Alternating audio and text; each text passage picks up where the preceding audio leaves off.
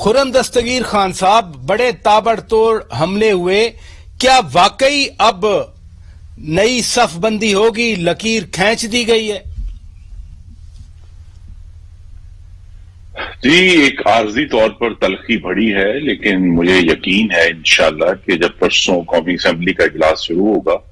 اور اس میں جب ہماری اور پیپلز پارٹی کی گفتگو ہوگی تو ہم ایک بہتر نتیجے پر پہنچ سکیں گے، کیونکہ پی ٹی ایم جب بنائی گئی تھی 20 ستمبر 2020 کو، تو اس کے اندر جو اہم ایک تاریخی ہم نے پیش رفت کی تھی وہ یہ تھا کہ وہ 11 جماعتوں نے ایگری کیا کہ اسٹیبلشمنٹ کے تمام ادارے آئین کے تحت لیے گئے حلف اور متعین کردہ حدود کی پابندی اور پاسداری کرتے ہوئے سیاست میں مداخلت سے باز رہیں۔ ہم نے یہ بھی کہا کہ سیکٹریٹ حکومت کی جو ناکام پالیسیز ہیں ان کے نتیجے میں تباہ حال معیشت جو ہے وہ پاکستان کے دفاع، ایٹمی صلاحیت اور ملک کی باوقار خود مختاری کے لیے سنگین خطرہ بن گئی ہے۔ اور آپ نے خود ابھی ذکر کیا کہ اس وقت جو مہنگائی کی اس وقت قاتلانہ صورتحال ہے پاکستان کے غریبوں اور محنت کشوں کے لیے، متوسط طبقے کے لیے، پاکستان کی فورن پالیسی کا جو انہدام ہو چکا ہے، تو جو چیزیں ہمیں ایک دوسرے سے دور کرتی ہیں وہ بھی اپنی جگہ پر ہیں۔ کچھ عہدے ہیں کہ جی سینٹ کا چیئر یا سینٹ میں لیڈر آف دی اپوزیشن، لیکن میرے خیال میں جو چیزیں ہمیں اکٹھی کرتی ہیں، جو اس حکومت کی نالائکی اور نااہلی اور عوام دشمن اور ترقی دشمن پالیسیز ہیں، وہ زیادہ ہیں جو اکٹھے کرنے والی جو فیکٹرز ہیں۔ تو مجھے یقین ہے کہ آئندہ آنے والے دنوں میں اسی بنیاد پر کہ ہمیں اس حکومت اور ہائیبرڈ نظام کے خلاف جو مزاحمت کرنی ہے، ہم سب کو اکٹھا رہنا چاہیے، بجائے یہ کہ ہم عہدوں کے اوپر نہیں، لیکن یہی تو آج بات یہ کی گئی کہ چھوٹے چھوٹے عہدوں کے لیے اصول اور جدوجہد کو نظر انداز کر دیا کیا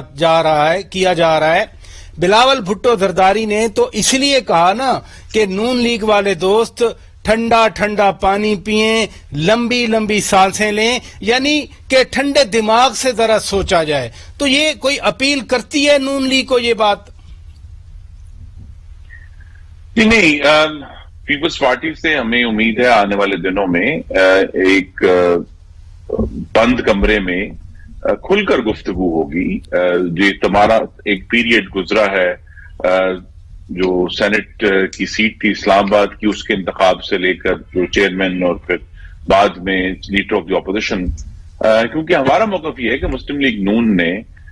پورے جو ان کے 83 اراکین ہیں قومی اسمبلی میں 100% پولنگ کی پی ڈی ایم کے لیے، اور ہمارے جو اراکین ہیں سینٹ میں انہوں نے 100% پولنگ کی پی ڈی ایم کے لیے۔